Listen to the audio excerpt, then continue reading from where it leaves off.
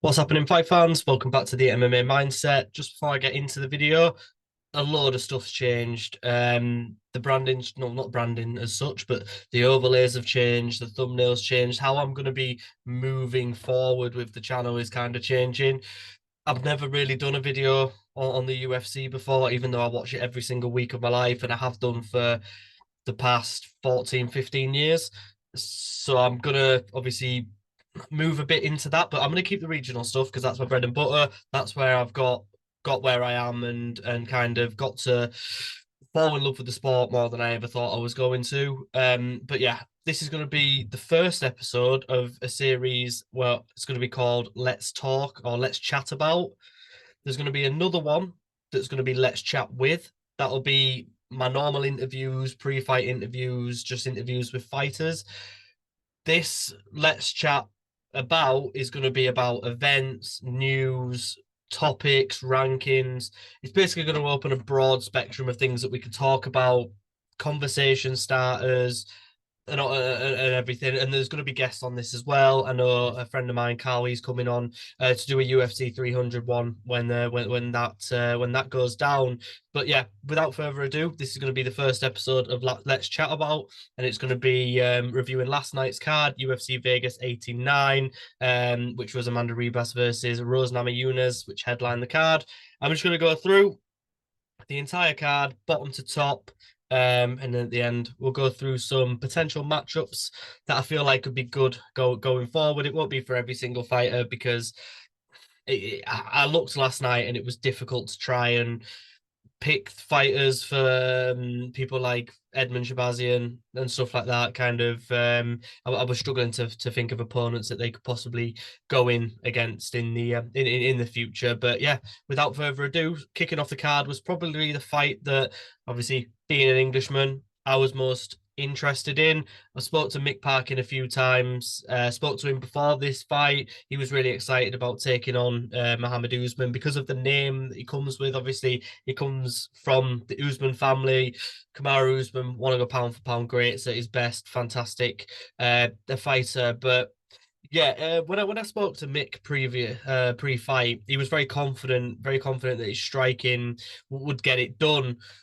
And I think that maybe kind of waned a little bit in that first round when Usman came out and seemed to hurt him in the first couple of minutes. And I think maybe Mick kind of took a step back then and didn't fight to the style that I thought he was going to fight, which is where I thought he was going to put a pace on him, get in his face, and look for the finish, which is something we wanted, but without any sort of difficulty in the second, third round. He gets it done. I think he controlled the fight from the opening of the second round.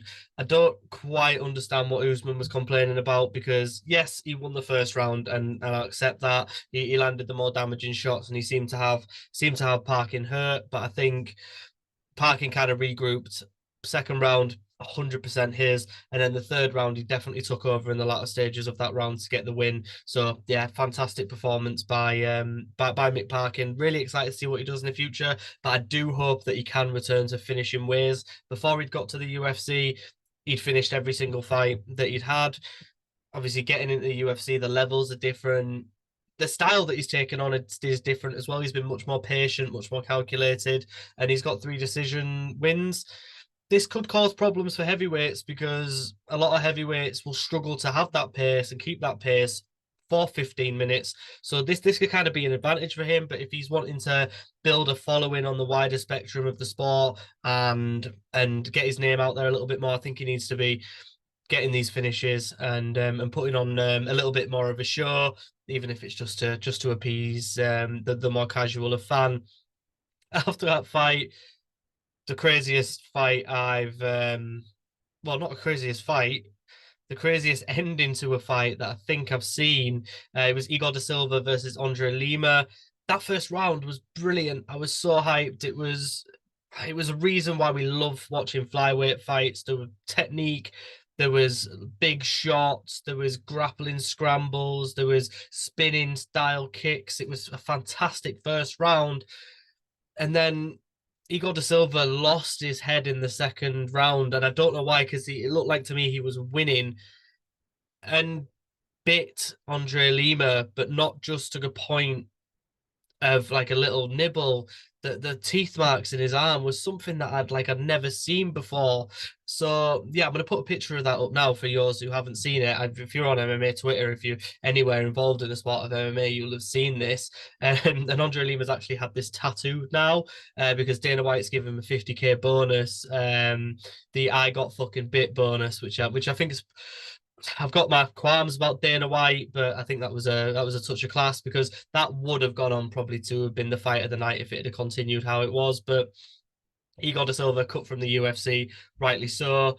Super talented fighter, but I think people will be skeptical about signing him. I know there's some promotions who already give a shit, but yeah, some people will be quite skeptical about signing him, especially if that's kind of the way that he conducts himself inside the cage.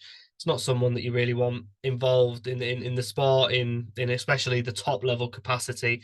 But well done to Andre Lima. Like I said, he kept his cool in that fight, but he was grabbing the fence a bit. I don't know if that was frustrating Igor, but there's no excuse for what he did. And yeah, I'm glad to see him getting his punishment, and I'm glad to see Lima get the rewards from basically being robbed of a fight of the night bonus. Moving on to another fight that I was dead excited for, Daria Zelenikovov versus Monset Rendon. I wasn't quite sure I agreed with this decision. Like Daria is a fantastic fighter. She fought. I first saw her fight Melissa Dixon at Aris. Obviously, Melissa's now in the UFC and fights in a couple of weeks' time, and her striking was beautiful in that fight. Obviously, she and the theme of what we saw in this fight against Rendon was she got taken down by Melissa too, and then finished on the floor. I just thought Rendon landed the more impactful strikes, and Daria was definitely wearing it more on her face, and she was being taken down basically at will. So I was a bit confused by the judges. I guess if I want to play devil's advocate, I can see how Daria got the nod because she was she was landing more frequently, but I just feel like her punches weren't having as much effect as Rendon's were, and obviously that grappling and the takedowns, I feel like Rendon should have just edged it. So yeah, I'm a bit confused about the decision, but I'm not unbelievably appalled by it. And like I said, I hope Daria goes on to kind of showcase a little bit more of what she can do, and I do hope she can work a bit more on that takedown defense and keep the fight standing, which is ultimately where she will want to keep the fight. Moving on, we had a featherweight bout, Jano Errands versus Stephen Nguyen. This was a brilliant fight, probably my fight of the night. I tweeted out, give them 50k now, but Jano Aaron's got the win in the end. Do think he could have finished the fight maybe, but Stephen Wynn was so tough and just kept coming, and it looked like he was defeated at the end of the second round. It looked like he didn't really want to go back out there, but he did, and he did land a few good shots. But Jano was just dialed in for this fight and took over and looked really good. And I'm really excited to kind of see what he can do, and hopefully he can kick on from this result and get moving. Next fight, Miles Johns, beautiful fight. Pretty much for the most of it, dominated proceedings against Cody Gibson.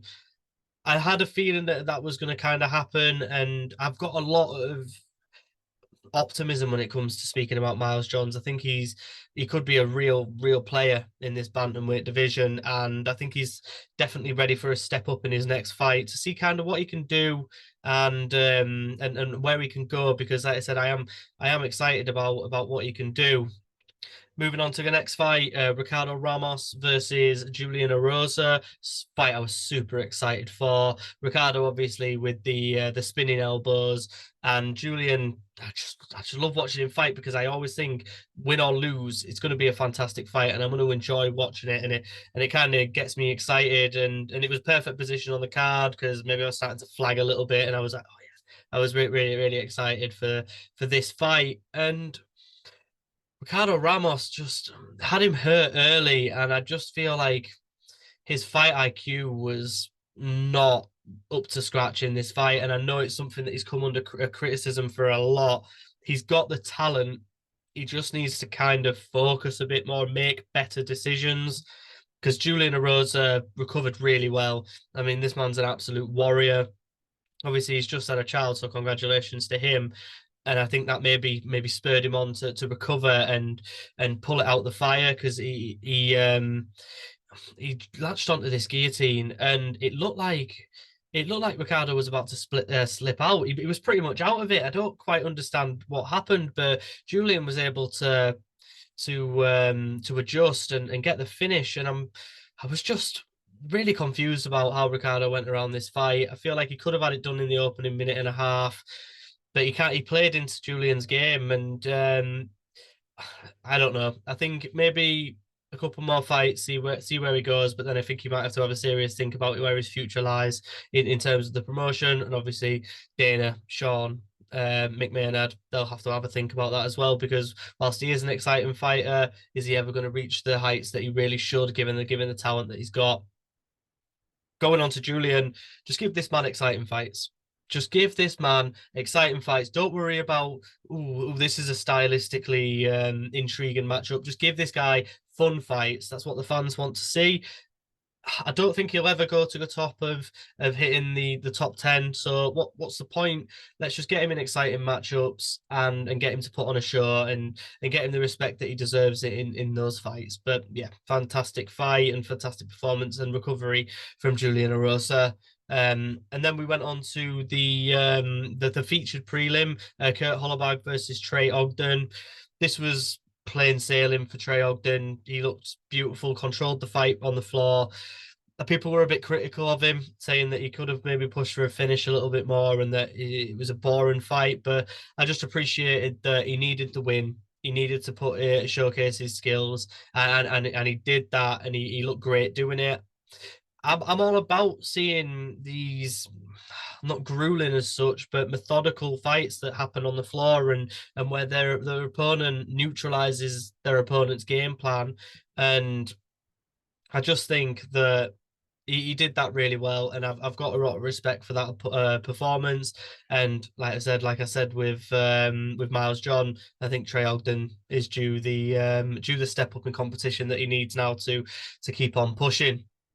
Onto the main card, and it started fast with Fernando Padilla versus Luis Pauelo. I think it's Pauelo. Whoever it was, Padilla, those long arms cinched up that Darce choke, and 2.5 minutes, I think it was. Fantastic submission. I love a Darce choke, and with those long arms, it's quite easy to get the leverage and cinch up. It's quite easy to reach under the neck and obviously grab your arm to kind of lock that choke in. So yeah, Padilla looked fantastic, and excited to see what he can do. 16-5 now, so a good record, and like I said, a good way to announce yourself, I think, with a fantastic submission. Moving on to a fight that I was also really excited about in the featherweight division, Billy Quarantillo versus Yusuf Zalal. Obviously, Yusuf was in the UFC, 3-fight losing streak, got cut, went back onto the regional scene, ran through all of his opponents, and has had a second chance, which I love to see. Obviously, if it doesn't work out, obviously send them on the way, improve, come back. Happened to Anthony Johnson, rest in peace. Obviously, he had his weight cut issues, but he went off, dominated, came back, and was one of the most exciting fighters in the sport. But yeah, Yusuf Zalal looked fantastic in this fight. There is so many fun matchups out there for him, and I detailed one at the fights to make portion of this video at the end. But yeah, I just think he looked fantastic, and to come in after being cut by the UFC and then to come in against Billy Quarantillo, that was a really difficult fight, and he passed it with flying colours. Second round submission, looked, like I said, unbelievable. His striking was on point, his grappling was great, and yeah, excited to see what Zalal can do. And I hope, like I said, the fight that I'm gonna announce to you, I hope that that's the fight he gets, because that would be a super interesting fight, and a fight that would draw a lot of eyes to it. Moving on to young prospects who had a lot of eyes on them in Peyton Talbot versus Cameron Simon. And it went not how I expected. I expected it to be more back and forward and a bit of a war. But Peyton Talbot, what a fighter, what a display. He was incredible. His striking was unbelievable, and his confidence, his control of the cage, his timing, his distance, all of it just came together and culminated in a beautiful performance. And he gets the TKO in the second round. I just have so much high hopes for this kid, and I'm all for nurturing someone's development and not rushing them into things and kind of maybe like ruining the hype train as such. But I think he's ready for a top 15 of that performance. And if the UFC was clever, well, which they are, they're not dumb. Dana White's a very clever man. If the UFC do it right, they can put him in against someone who is going to be a test for him, but if he beats him, he's going to build him up and put him into that top 15 bracket. So yeah, Peyton Talbot looked great, and I'm really excited to see what that kid can do. After that, Edmund Shabazian, AJ Dobson, fantastic comeback win for Edmund. This was a fight that I did think Edmund should be winning, and I thought he had the skills to win. Obviously, he had an early scare, but he came back and he has got that knockout. I think he's got like 9, 10, 11 first round finishes, and he's added another one last night. First round finish, KO, out cold on the mat. Like I said, he suffered some adversity early on in the fight, and he was able to overcome that. And sometimes we've seen when the fights aren't going his way, he maybe shrinks a little bit and doesn't quite battle to to get the to turn the tide of the fight. This time he did, and he looked really, really good, and the heart he displayed was fantastic. And I've always had a lot of high hopes for Edmund Shabazi. And when I first started doing a bit of MMA journalism, I think he was undefeated, near undefeated, and I had a lot of high hopes for him. And obviously, it hadn't quite panned out for him, but hopefully, this is a win that Edmund can kind of build off and get back to where he deserves, which I think is in the top 15. He's got the skills, he's got the power. He just needs to get that mindset, and then I think he's gonna go further than further than he did last time before obviously his few losses. Co-main event, Carl Williams, Justin Taffer. The story behind this fight was crazy. Obviously, it was meant to be Junior Taffer. He stepped in for Justin last week. Vice versa, stepped in for Junior this week. It was crazy, and I bet it was a bit difficult for Carl Williams, even though he said, yeah, post fight that it didn't really matter who he was fighting because they were both so similar. He was just going to come in and do what he did best. But yeah, this was a frustrating fight for me. I really like Justin Taffer and I really wanted him to do well, but I just feel like he made so many mistakes in that fight. Like he was having real good success with the hands. And then when he threw that knee in the first round, which nearly connected, but Carl took him down off it, and then second round and so on and so forth, he continued to try and land kicks and knees, and Carl was just taking him down at will.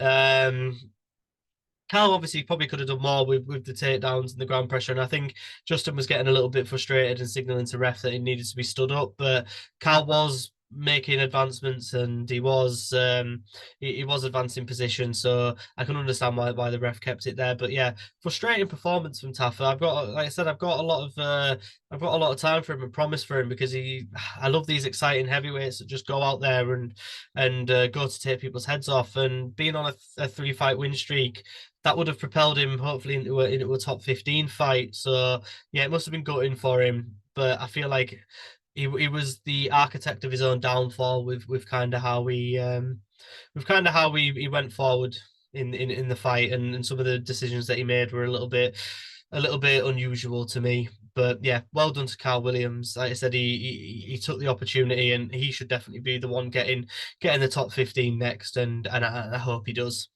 Moving on to the main event. Bit of a lackluster main event, in my opinion. Good to see Rose Namajunas back at well, not back at flyweight, but back and at flyweight. A super tough fight to welcome her to the division, and Amanda Ribas as well. I really like Amanda Ribas. I think her fight style's great, but Rose Namajunas just seemed to be able to nullify that.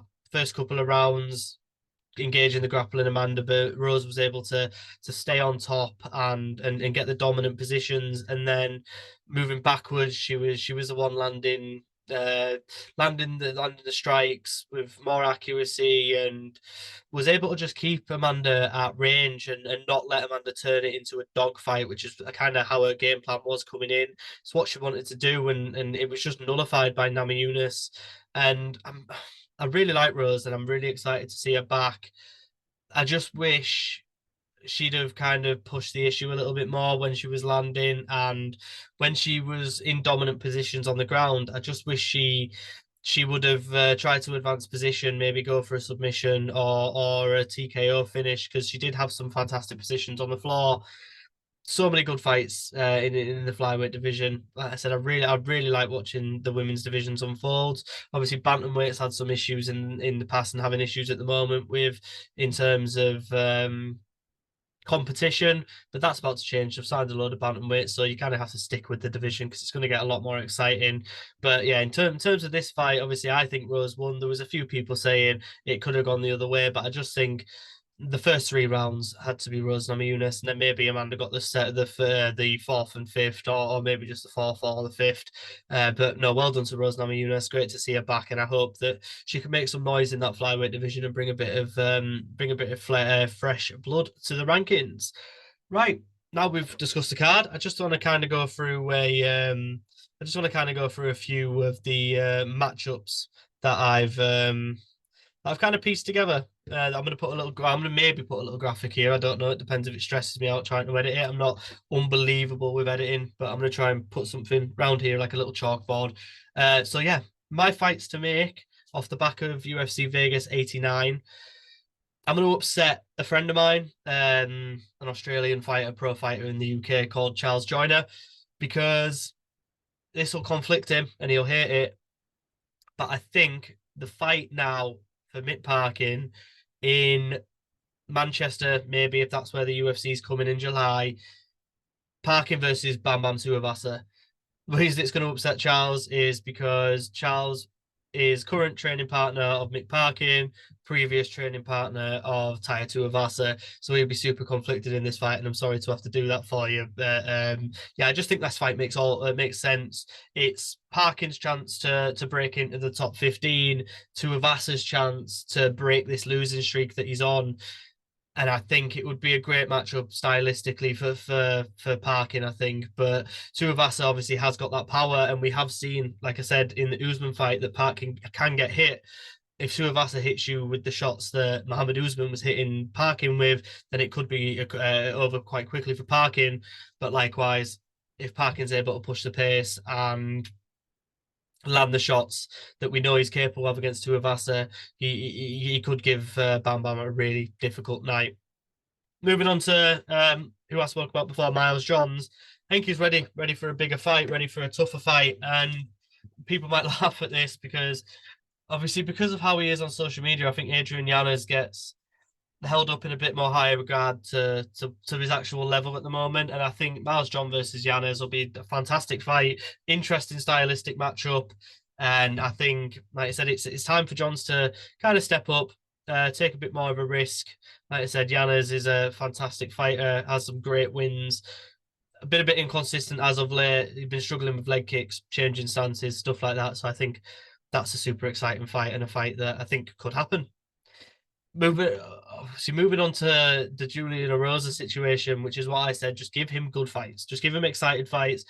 There's nothing out there that would convince me otherwise that Julian Erosa versus Andre Fili, that would be an unbelievable fight. I hope that fight gets announced.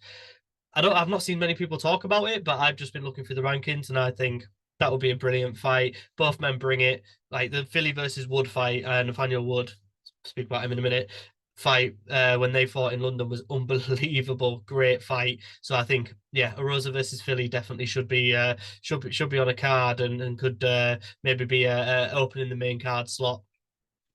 Moving on to Yusuf Zalal.